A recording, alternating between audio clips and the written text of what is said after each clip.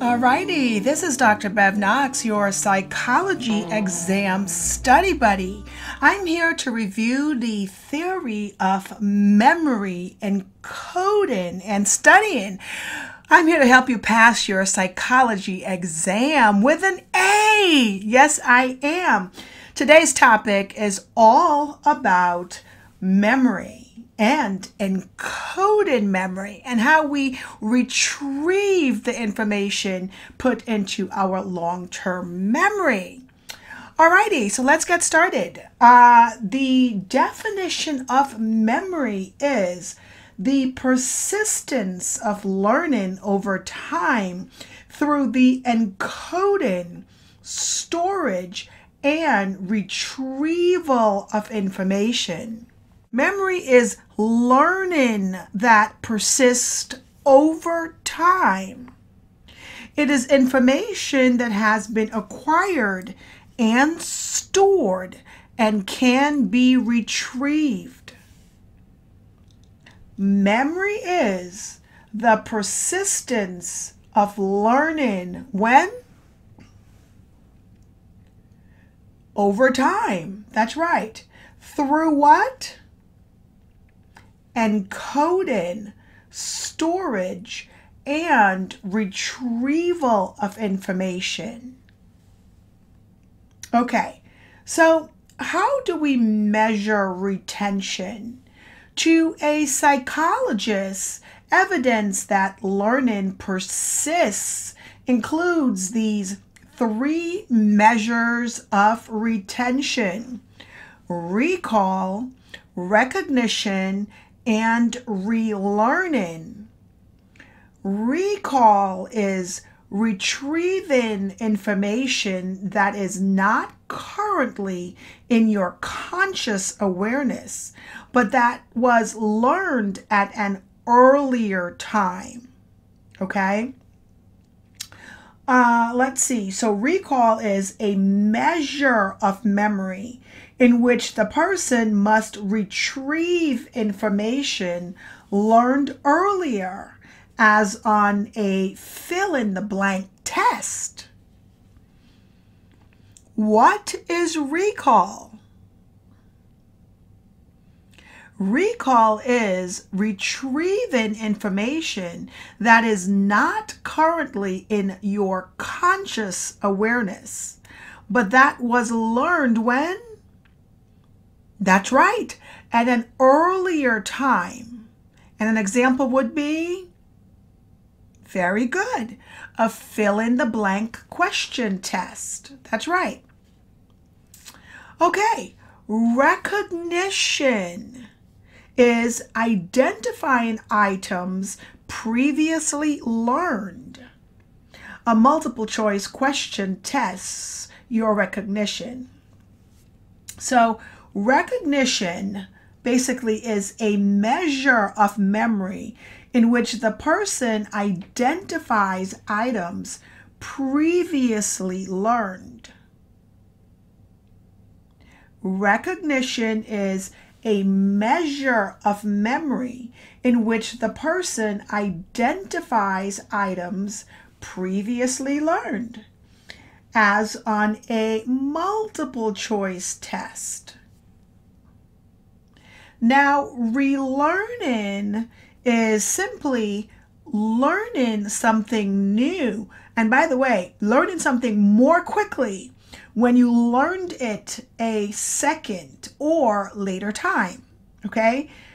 So relearning is learning something more quickly when you have learned it a second or later time. Okay? So relearning is a measure of memory that assesses the amount of time saved when learning material again. What is relearning? Learning something more quickly when you learn it a second or later time. That's right. When you study for a final exam or engage a language used in early childhood, you will relearn the material more easily than you did initially. So that is relearning. Don't forget, learning persists includes 3 measures of retention. What are they? Recall, recognition, and relearning. And recall is a measure of memory in which the person must retrieve information learned earlier. Recognition is a measure of memory in which the person identifies items previously learned. And relearning is a measure of memory that assesses the amount of time saved when learning material again. Okay, so to remember any event, we must do the following. We must get information into our brain, which is a process called encoding. Then retain that information, which is called storage. And later get the information back out, which is a process called retrieval.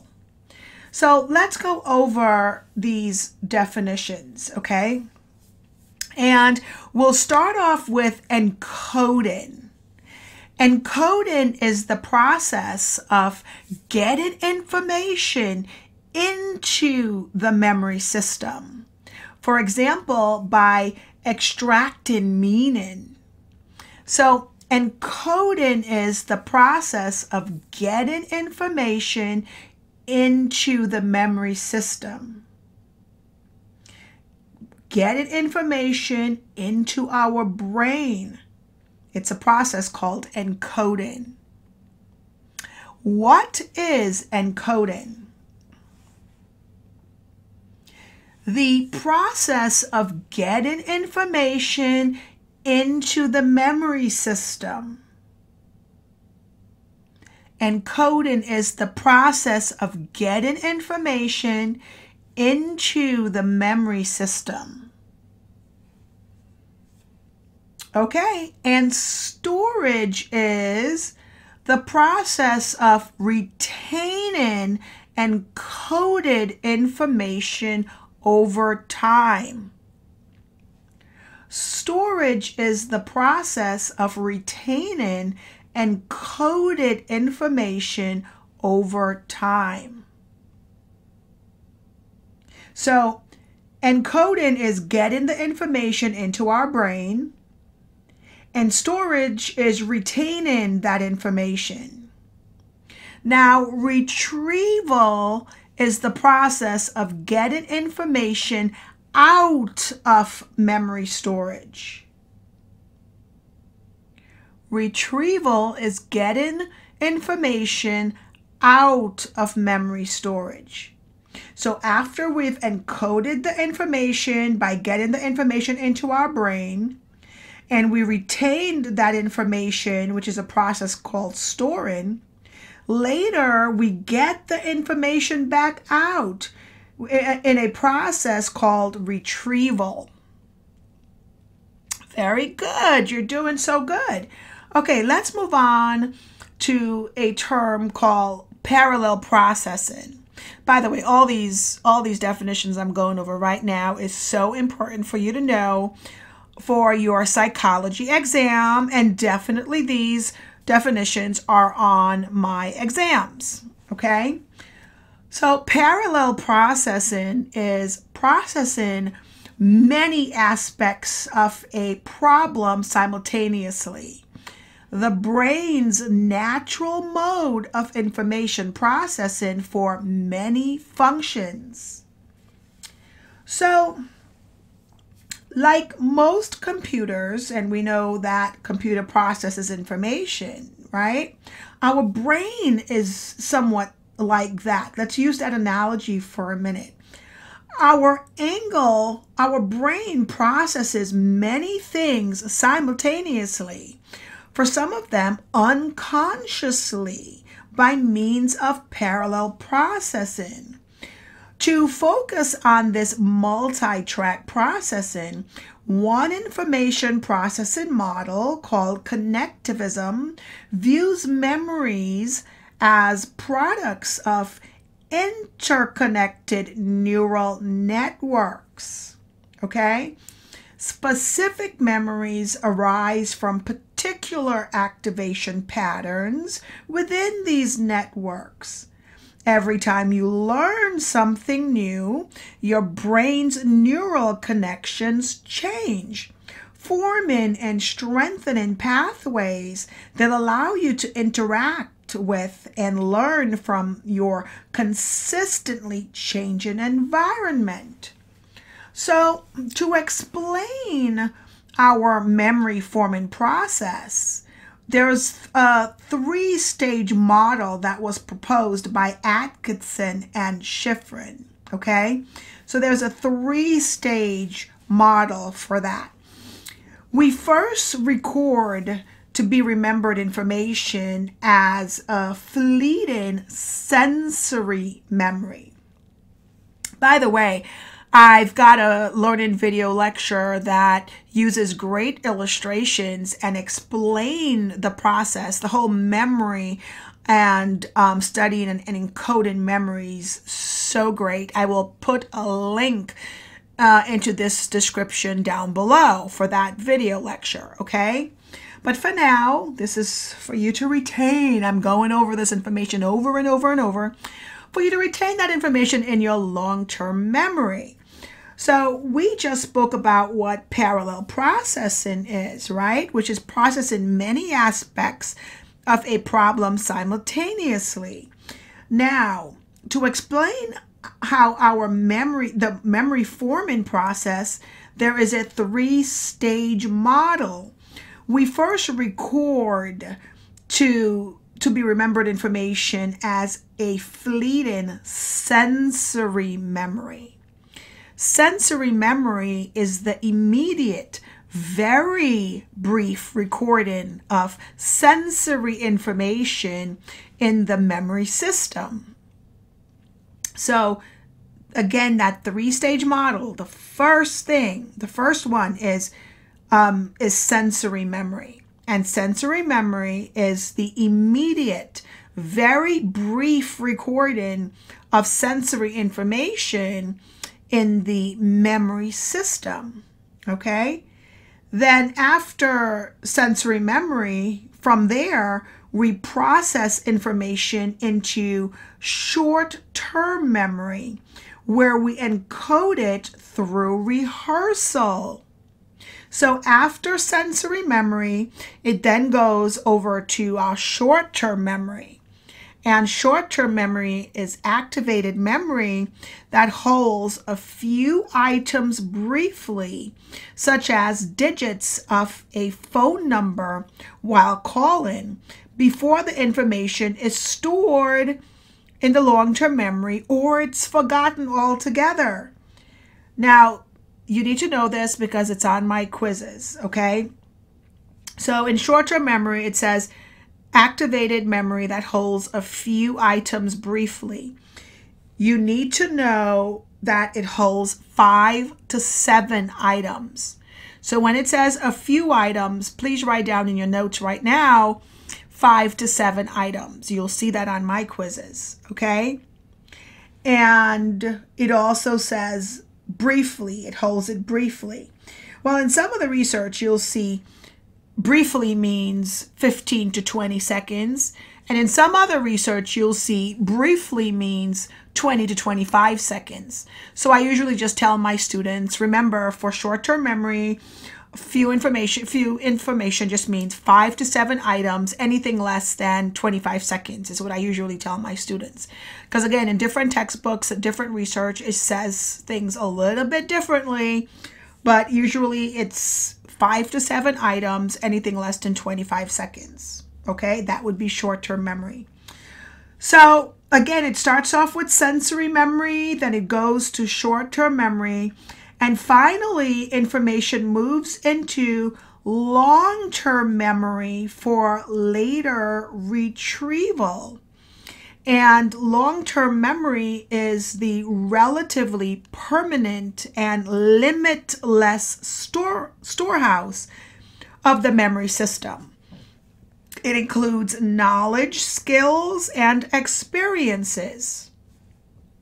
Long-term memory is the relatively permanent and limitless storage house for the memory system. So remember that, okay?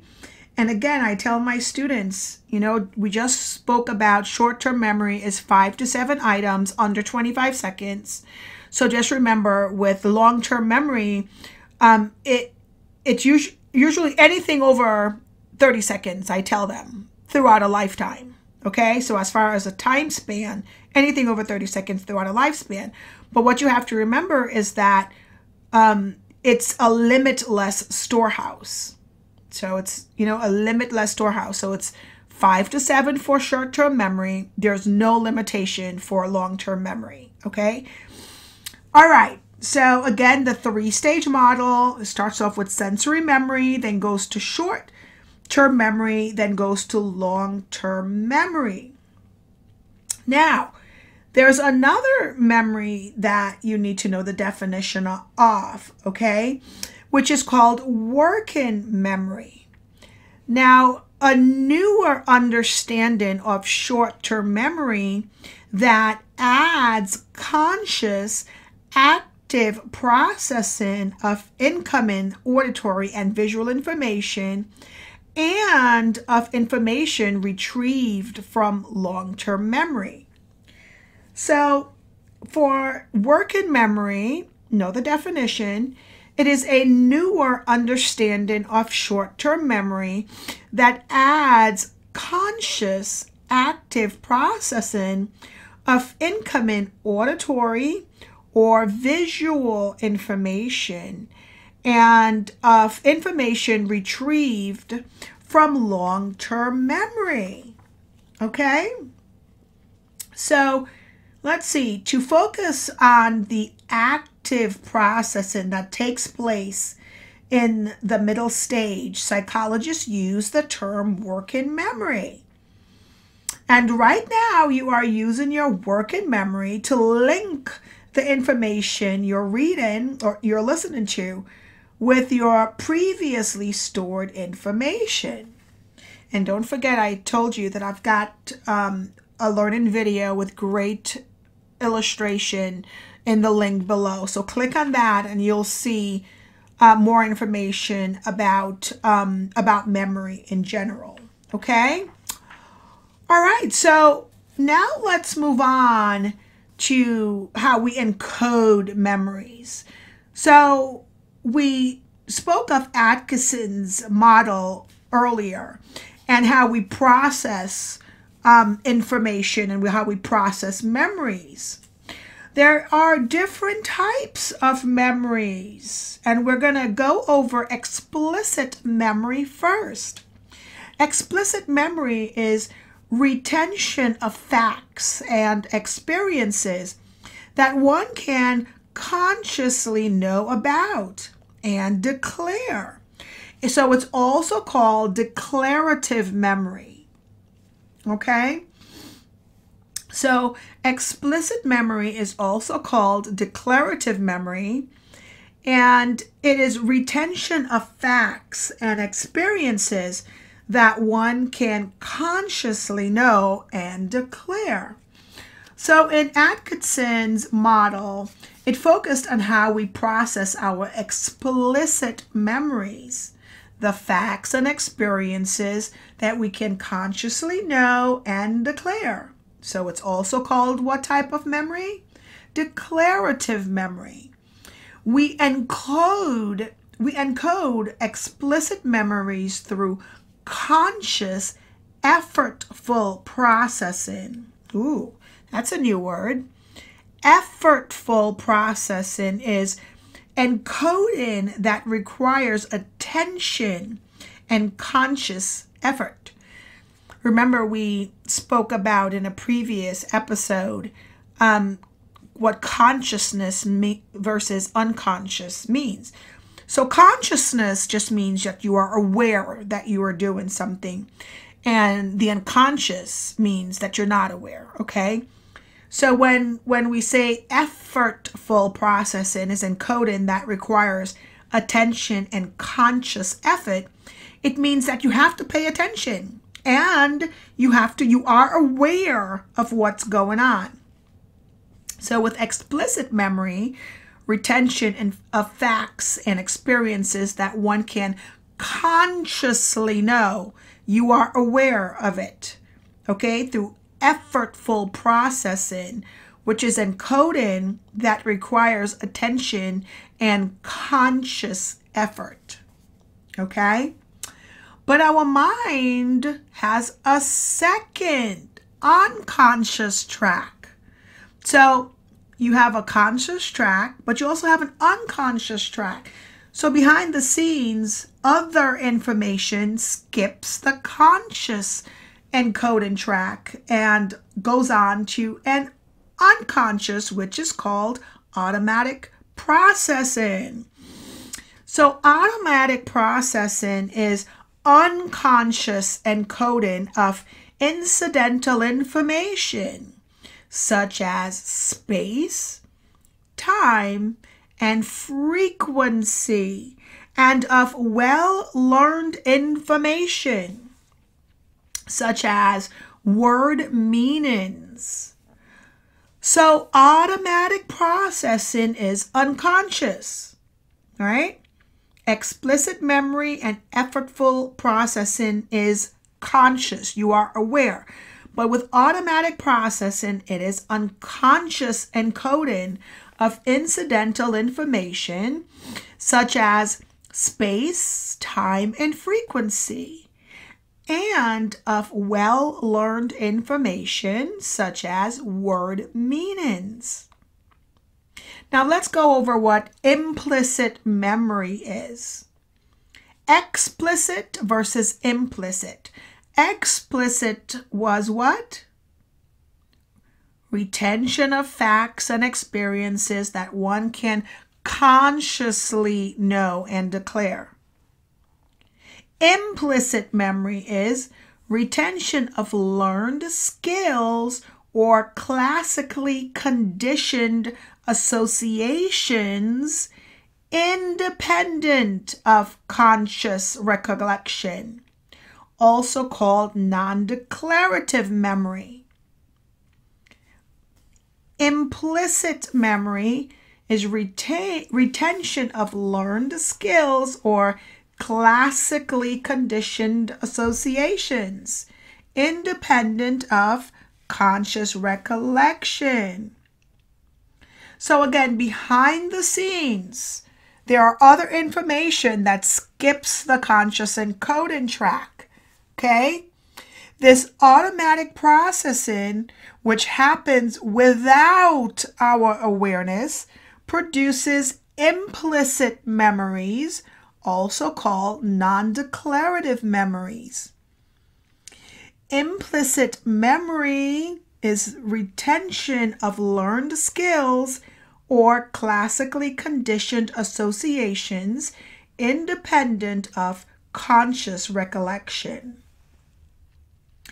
Our two-track mind then helps us encode, retain, and recall information through both effortful and automatic tracks. Effortful means what? Conscious. Encoding that requires attention and conscious effort. So it requires effort and automatic tracks. And automatic processing is what? Unconscious encoding. Okay. All right, let's move on. We have iconic memory versus echoic memory. All right, so iconic memory, I-C-O-N-I-C memory, a momentary sensory memory of visual stimuli, a photographic or picture image memory lasting no more than a few tenths of a second. So Iconic memory is a momentary sensory memory of visual stimuli, a photographic or picture image memory lasting no more than a few tenths of a second. So in Sterling's experiment, it demonstrated iconic memory. And what is that? A fleeting sensory memory of visual stimuli. For a few tenths of a second, our eyes register a photographic or picture image memory of a scene. That is what iconic memory is, right? It's visual, right? Now, echoic memory is a momentary sensory memory of auditory stimuli. If attention is elsewhere, sounds and words can still be recalled within 3 or 4 seconds. Now, echoic, so the iconic, remember that iconic is visual. You could see it with your eyes. That's just an easy way to remember. Iconic, I-C-O-N-I-C, iconic memory is visual, and echo, E-C-H-O-I-C, right? Memory is auditory. You hear it, okay? So that's the difference between iconic memory and echoic memory. Now, let's talk about effortful processing strategies. Several effortful processing strategies can boost our ability to form new memories. Later, when we try to retrieve a memory, these strategies can make the difference between success and failure. All right, so let's talk about chunking first, okay? Chunking is organizing systems into familiar, manageable units. Often occurs automatically. Chunking is organizing items into familiar, manageable units. Often occurs automatically. So let's see. Glance for a few seconds at the first set of letters. Now look anywhere in a textbook or as you're taking notes for this episode, just glance for a few seconds, okay? Then look away and try to reproduce what you saw. So glance for a few seconds, look away and try to remember what you saw. Is it impossible or is it possible? Well, it all depends on if you're familiar with the information, right? But chunking information, basically organizing items into familiar, manageable units. It enables us to recall it more easily, okay? Another example is try remembering 43 individual numbers and letters. It would be impossible unless chunked into, say, 7 meaningful chunks, such as, trying to remember 43 individual numbers and letters. Back in the day, and I say back in the day a lot, for example, credit cards, okay? It used to be just one long, 16 or 18 digit number, okay? No one can remember that. Imagine 16 or 18 numbers just chunked just one long number. No one can remember that, right? But then they started chunking the numbers on the credit cards. So there would be 4 numbers at a time. And that's just much easier to remember. Or even when you're looking at the credit card and you're buying something offline or whatever. It's just easier to remember, okay, I typed in the first set of 4. Now let me move on to the next set of 4. It's just easier for your eyes to actually gravitate to the next set of numbers on the credit card. Okay, so the information was organized into familiar, manageable units. So that long credit card number was organized into manageable units, and that's called chunking. Okay, now mnemonics is memory aids, especially those techniques that use vivid imagery and organizational devices. Mnemonics basically try to help encode lengthy passages and speeches. I mean, think about it. Many of these memory aids use vivid imagery. And what's a vivid imagery? Bright, colorful type of images or text. And why do they do that? They do that because we are particularly good at remembering mental pictures. We more easily remember concrete visual aids, visual words than we do abstract words, okay? So we use mnemonics to help us remember things more easily. Again, mnemonics basically is memory aids. They're memory aids, especially those techniques that use vivid imagery and organizational devices. All right? Okay, let's move on to the spacing effect. Spacing effect is the tendency for distributed study or practice to yield better long-term retention than is achieved through massed studying or practice. Now, this is important when you're trying to, of course, ace your exams. Not only your psychology exams, which you will do because you're listening to these psychology exam study buddy episodes. So you're going to ace your psychology exam. But really, this is for any exam, okay? You don't want to cram all that information on the exam the night before, all right? You might get an A by doing that.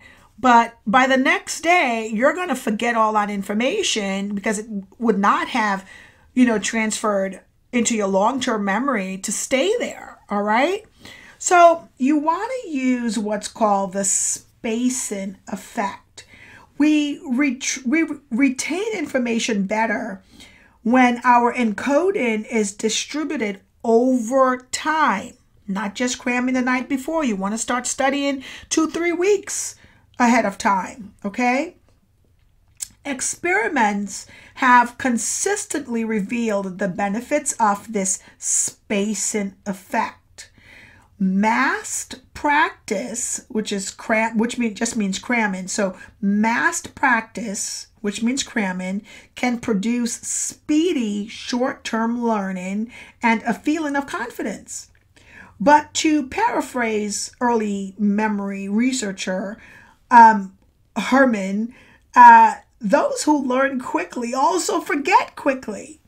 So distributed practice produces better long-term recall.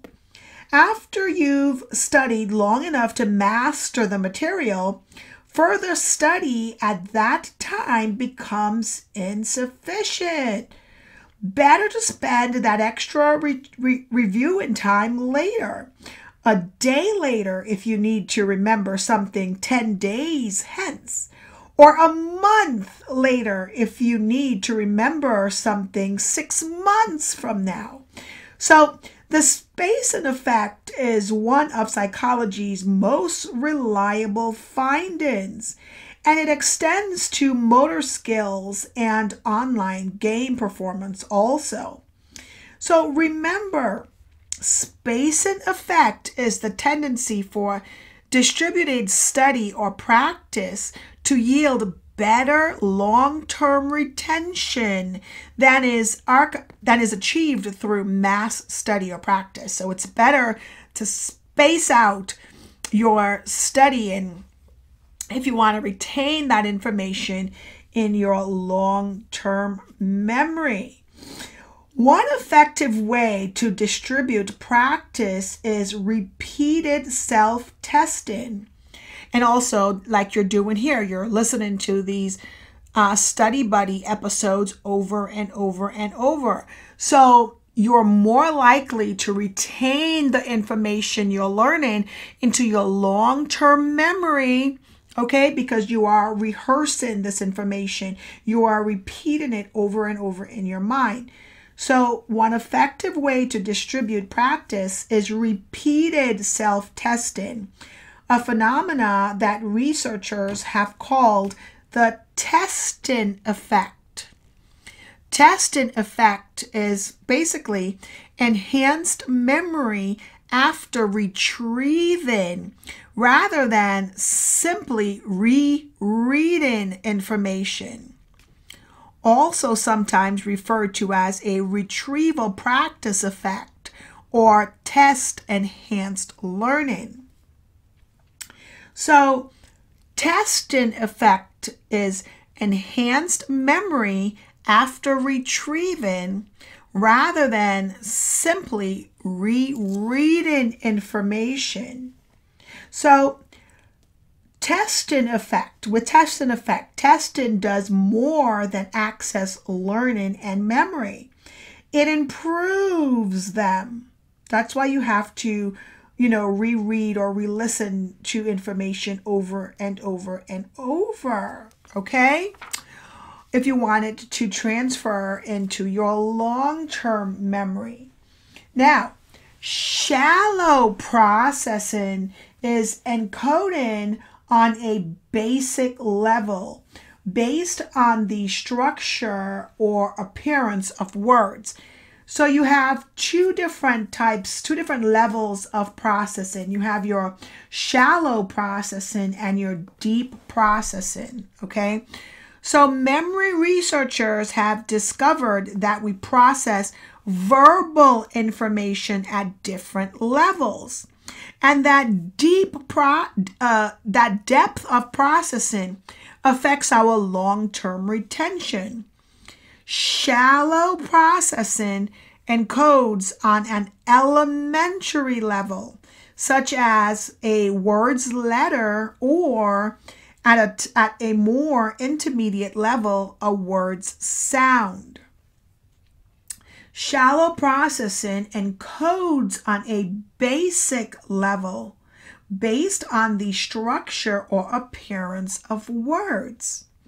Thus, we may type there when we mean there. So we may type THERE, but we really meant THEIR, okay?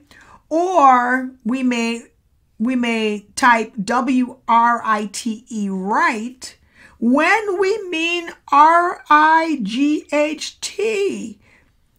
And also we may type TWO when we mean TOO. Shallow processing is encoded on a basic level based on the structure or appearance of words. Now, deep processing is basically encoded systematically. So deep processing is encoded systematically based on the meaning of the word, okay? It tends to yield the best retention. So deep processing encodes systematically based on the meaning of the words. The deeper or more meaningful the processing, the better our retention. Okay? So these two levels of processing, shallow processing and deep processing. Shallow processing processes how? It encodes on a basic level. And deep processing does what? encoding systematically based on the meaning of the word. Okay, we are doing great. We are doing great. I know this is a lot of information, but again, you have to know these different terms to understand fully the different types of memory storage and retrieval, okay? So now let's move on to storing and retrieving memories.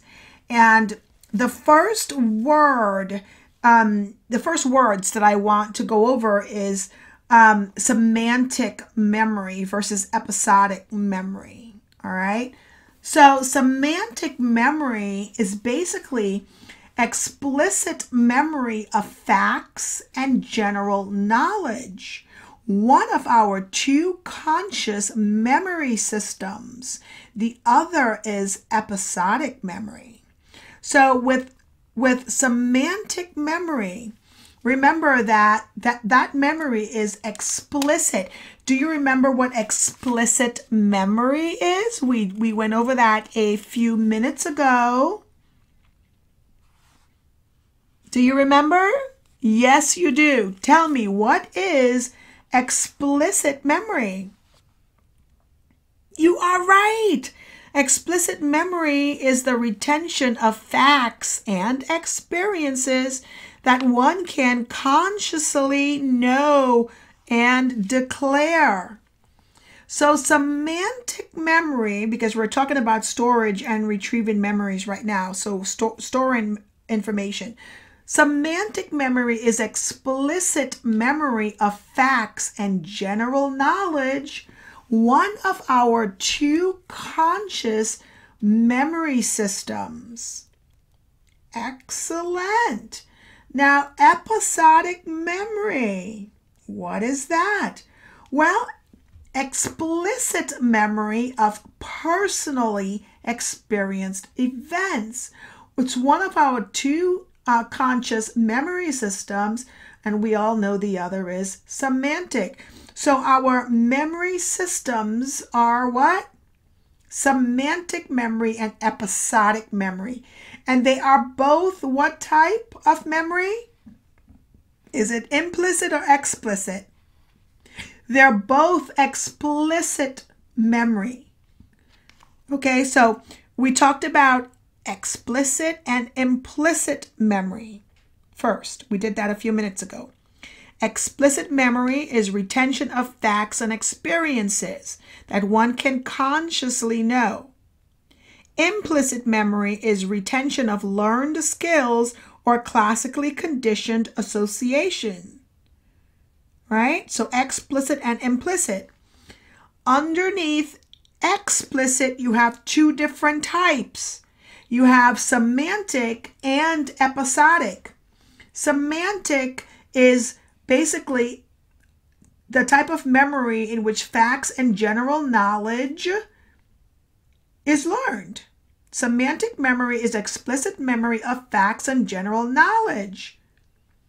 And episodic memory is explicit memory of personally experienced events. So with semantic memory, remember, something you've learned, like in school, like you're learning all these different terms. That falls under semantic memory. And with episodic memory, it's personally experienced events. Okay? Excellent. I feel like we're doing so good. Okay, so another type of memory, which is always on psych exams, is called flashbulb memory. All right? Flashbulb memory is a clear memory of an emotionally significant moment or event. So, emotion-triggered hormonal changes help explain why we remember exciting or shocking events, such as our first kiss or whereabouts when learning of a loved one's death. So, do you remember your first kiss, where it was, who it was with? Yes, of course you do. That's an example of flashbulb memory. Or even the death of a loved one. You remember exactly where you were, what you were doing. Flashbulb memories is a clear memory of emotional, significant moment or event.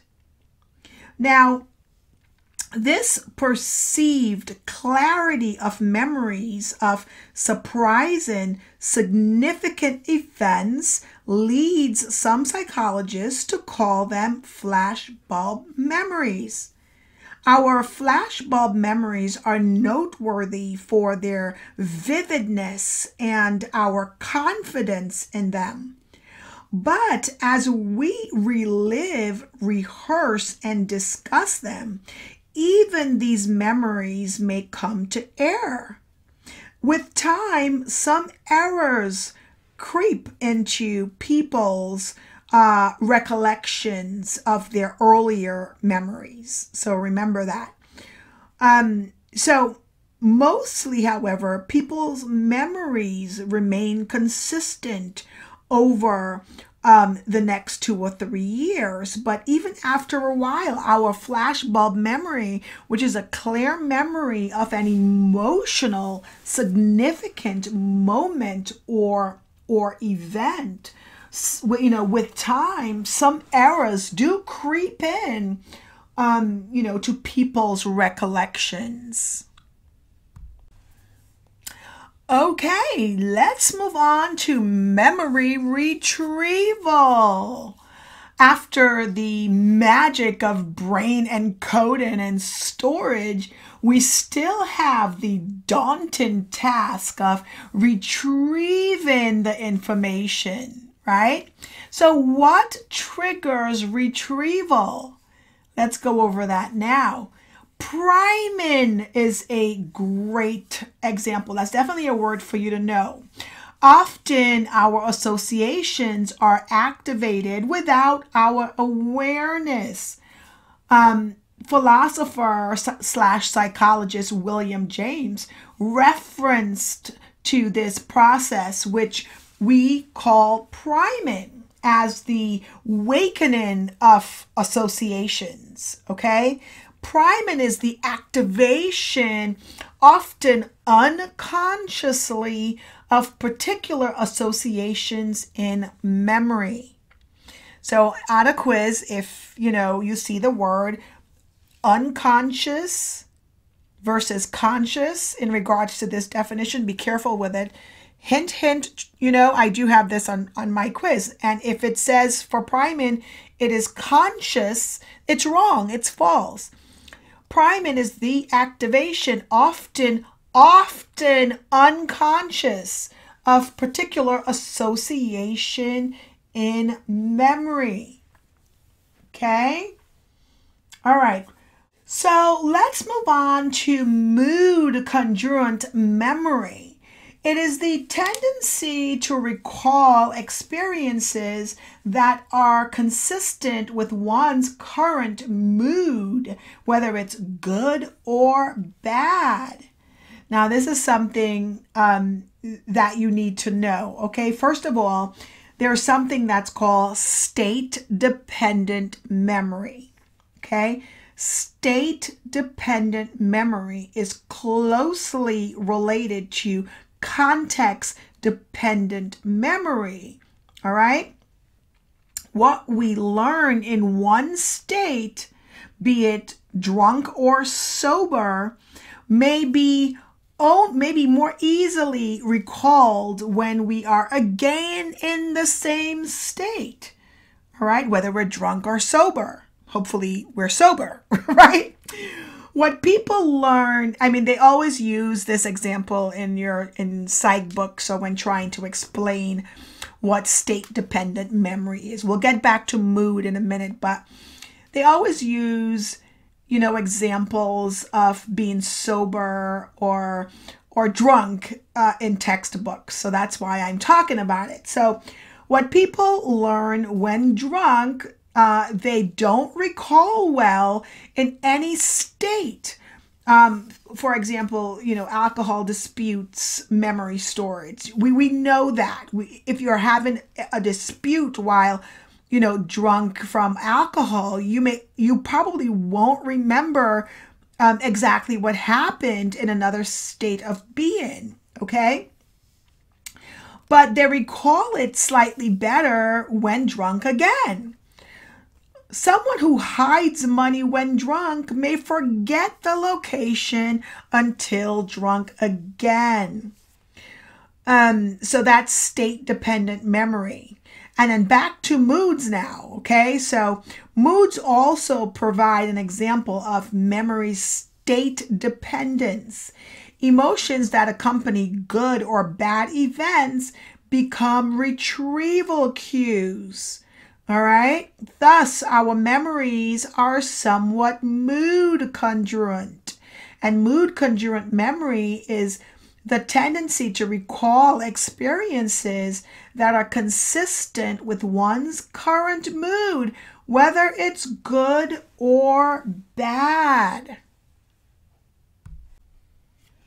Okay, so we've talked a lot about memory in regards to encoding, storing, and retrieving. But there's a whole section too on forgetting. Yeah, there's forgetting, memory construction, and how to improve memory. I want to focus more on how to improve your memory. But before that, let's just go through a few definitions, okay? So again, amid all the applause, for memory, all the efforts to understand it, most of the books talk about how to improve it and not really about forgetting, So for some people, memory loss is severe and permanent. So for some people, they pretty much forget pretty quickly. That information does not, transfer into their long-term memory at all, okay? And there's some definitions in regards to different types of amnesia and stuff like that. I'm not gonna, go over these definitions too much in depth because we're focusing on, mostly in this episode on encoding and storage and retrieval. Okay, but there are, like, for example, retrograde amnesia, which is an inability to retrieve information from one's past. So there's different types of amnesia and, failure to receive or retrieve information with different types of interferences that go on in memory, okay? Like, for example, repression, in psychoanalytic theory or perspective, which is Freud's theory. He talks about repression being the basic defense mechanism that banishes from consciousness anxiety arousing thoughts, feelings, and memories, okay? So, there are different types of motivated forgetting, for example. And even Freud talked about repression, one of his defense mechanisms.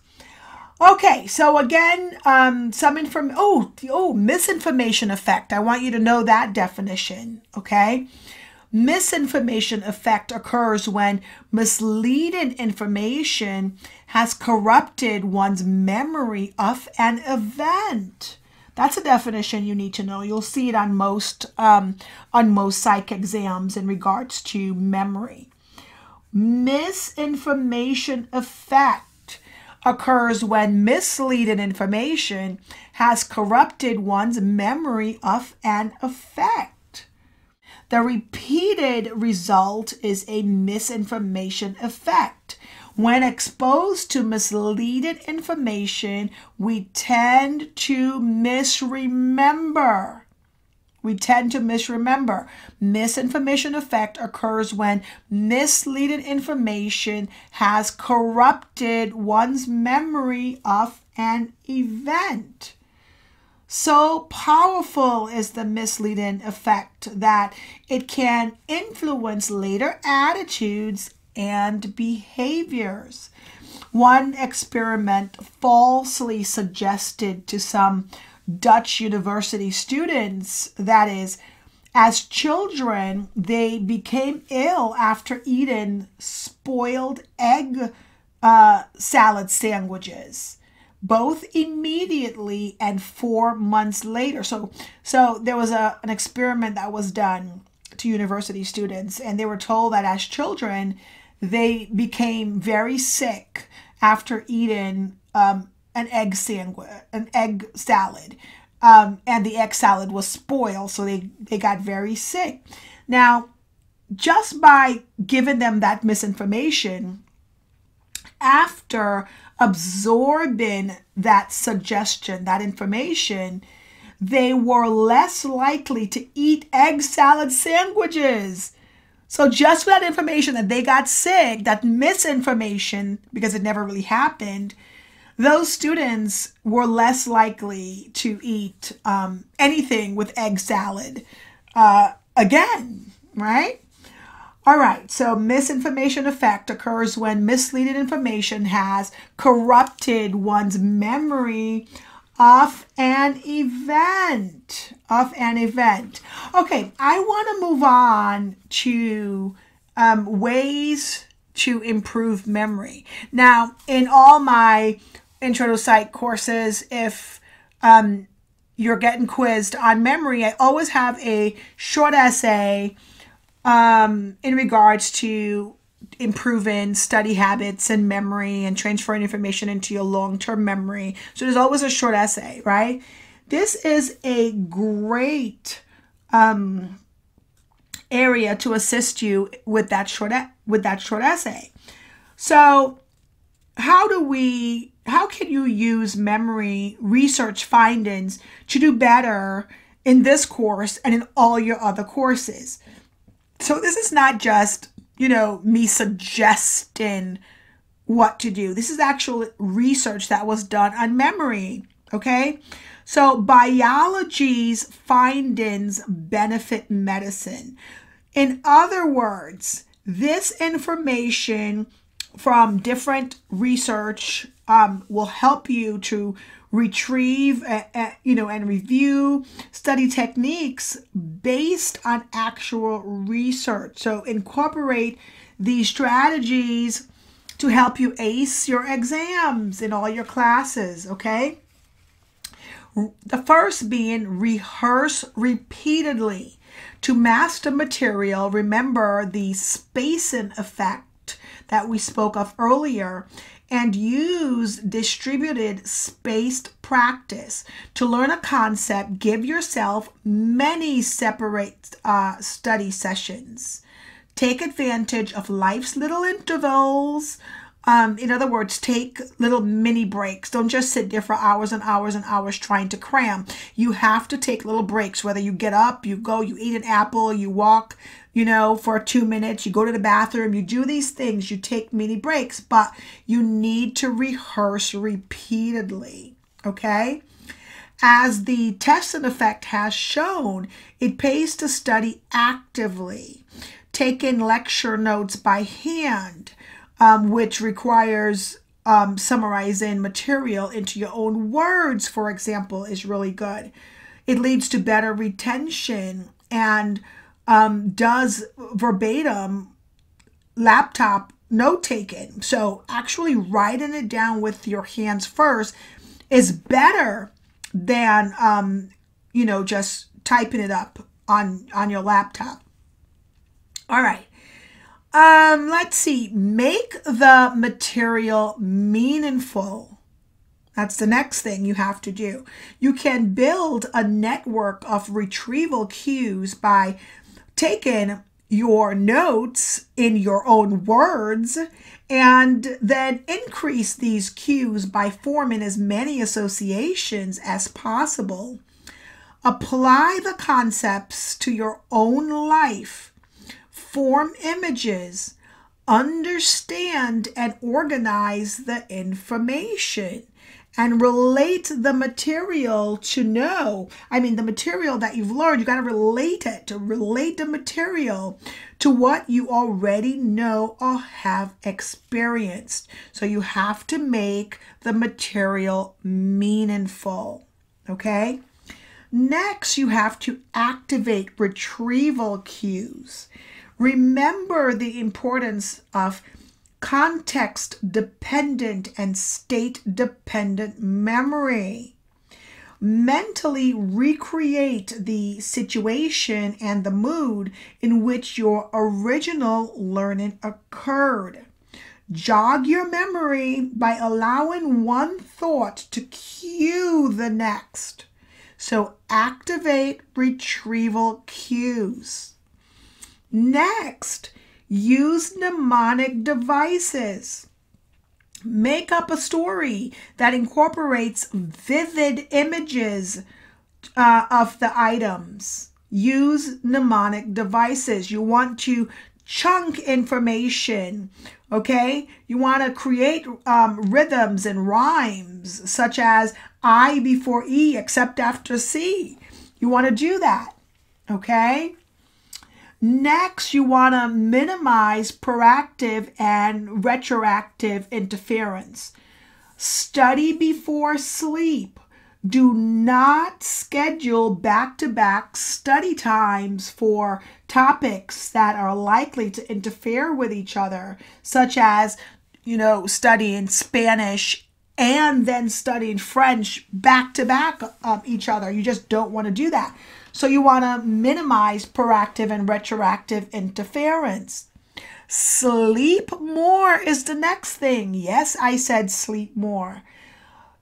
During sleep, the brain reorganizes and consolidates information for long-term memory.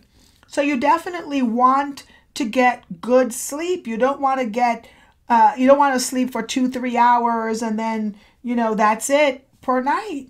Sleep deprivation disrupts this process, Even 10 minutes of waking rest enhances memory of what we have read. So after a period of hard study, you might just want to sit down or lie down for a few minutes before tackling the next subject. Sleep does help. Next, you want to test your own knowledge, both to rehearse it and to find out what you don't know yet. The testing effect is real and it is powerful. This is why I decided to, record the psychology exam study buddy episodes, because I said to myself, I do a lot of video learning lectures, which is great. I call them Learn Psychology While You Sleep, which is great.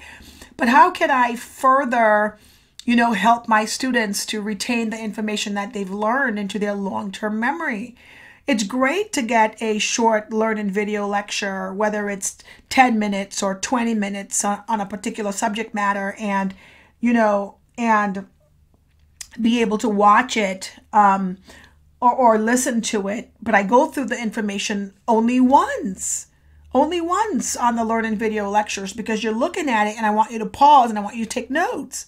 But in these psychology exam study buddy episodes, I go over things over and over and over because I want you to rehearse the information in your mind.